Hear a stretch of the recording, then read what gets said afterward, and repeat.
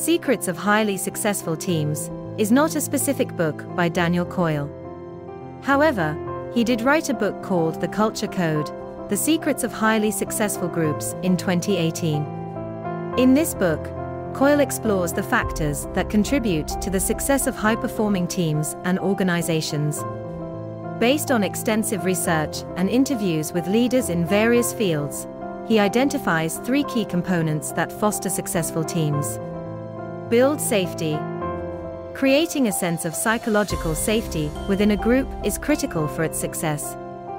This means that members feel comfortable sharing their thoughts, ideas, and concerns without fear of judgment or retribution. Building safety requires leaders to be empathetic, actively listen to their team members, and demonstrate vulnerability. Share vulnerability. In successful teams, vulnerability is a strength, not a weakness. By sharing their own vulnerabilities, leaders create an environment where team members can be open and honest about their own struggles and challenges. This fosters trust, encourages collaboration, and enables teams to tackle problems more effectively. Establish purpose. Successful teams have a clear sense of purpose and direction. This shared vision helps to align individual goals with the overall objectives of the team. In order to create a strong purpose, leaders must communicate their expectations and goals clearly and consistently, as well as demonstrate their own commitment to the team's success.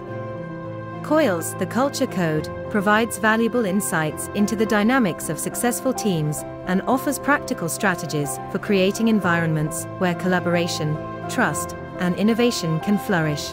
Connect with people. There's closed face and there's open face. And it sounds silly. If I had heard it from a kindergarten teacher, I wouldn't believe it. This guy's a Navy SEAL, so I believe it.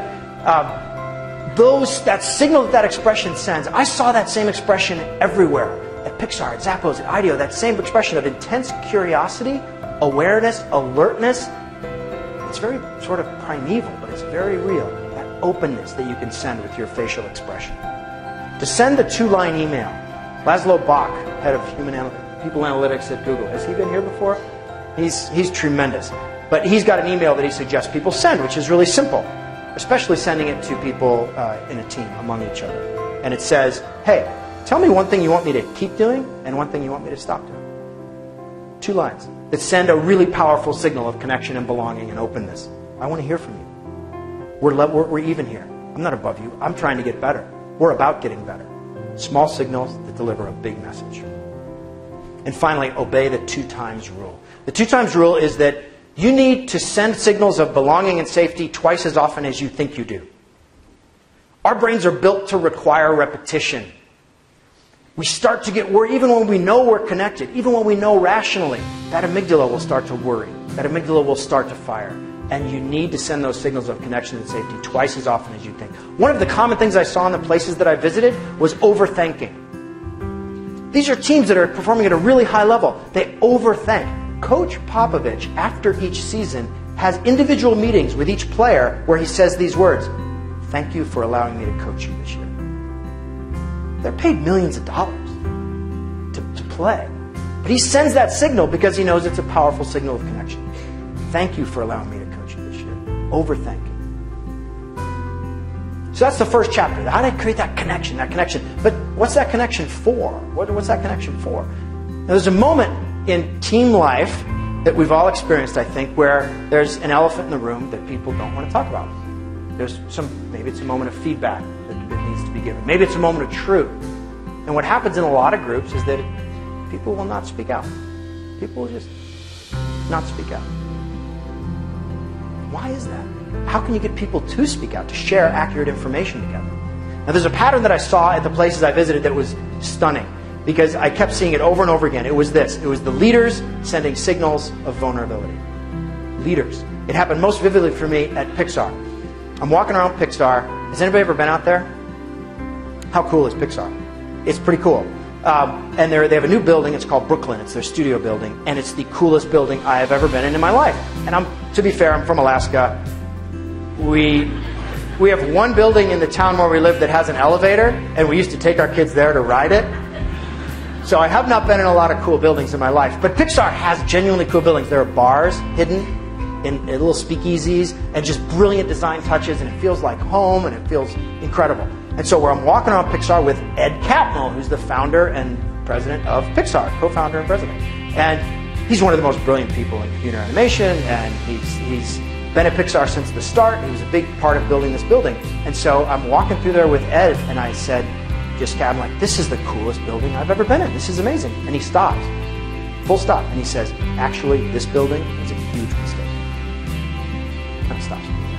Really? And he said, yeah, the hallways, we made them too narrow, and people don't stop to chat. And we really need people to stop to chat at Pixar. We need that.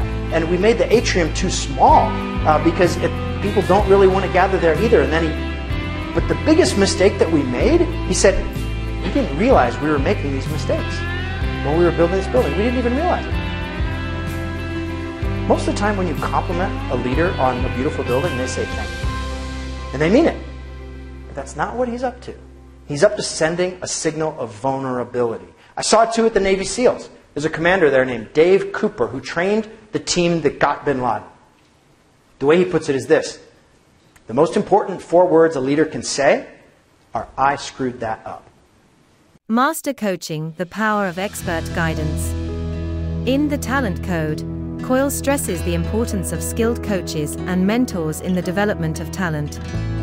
Great coaches possess the ability to guide, motivate, and provide constructive feedback, helping individuals unlock their potential and refine their skills. When seeking a coach or mentor, look for the following qualities. Expertise.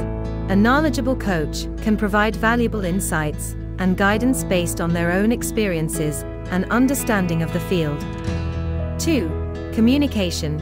An effective coach can clearly articulate concepts, techniques, and strategies, making it easier for you to grasp and apply them. Emotional intelligence.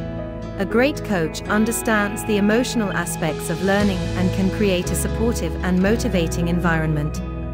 Adaptability. The best coaches can tailor their approach to meet the unique needs, strengths, and weaknesses of each individual they work with. To make the most of your relationship with a coach or mentor, keep these tips in mind. Be open to feedback. Embrace constructive criticism as an opportunity to learn and grow. This will allow you to make the most of your coach's expertise. Stay engaged. Regularly communicate with your coach about your progress, challenges, and goals. This will help ensure that you stay on track and receive the guidance you need. Take responsibility. Ultimately, your growth and success are in your hands. Be proactive in applying your coach's guidance and hold yourself accountable for your progress.